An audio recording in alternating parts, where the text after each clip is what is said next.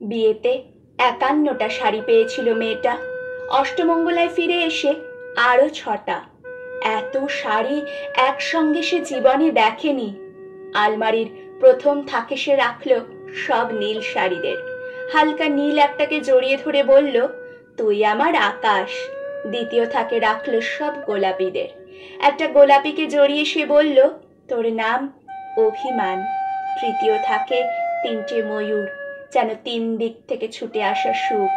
তেজপাতা রং যে শাড়িটার, তার নাম দিল বিষাদ। সারা বছর সে শুধু শাড়ি উপহার পেল।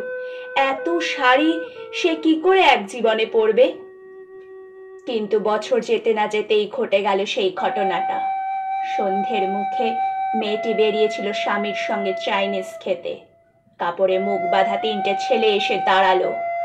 স্বামীর তলপেটে ঢুকে গেল ১২ ইঞ্চি, ওপর থেকে নিচে, নিচে নেমে ডান দিকে। পড়ে রইল খাবার।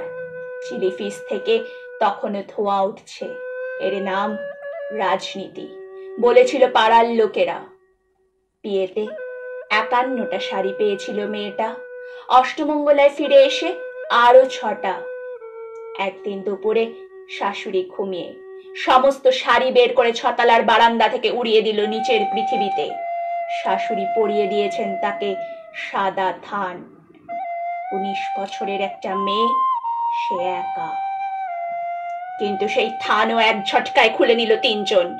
পাড়ার মোড়ে একটি সদ্য নগ্ন বিধবা মেয়ে দৌড়াচ্ছে আর চিৎকার করছে, বাঁচাও। পেছনে ৩জন, সে কি উল্লাস! নির্বাক পাড়ার লোকেরা।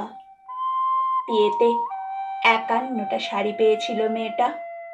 অষ্টমঙ্গলায় ফিরে এসে আরো ৬টা।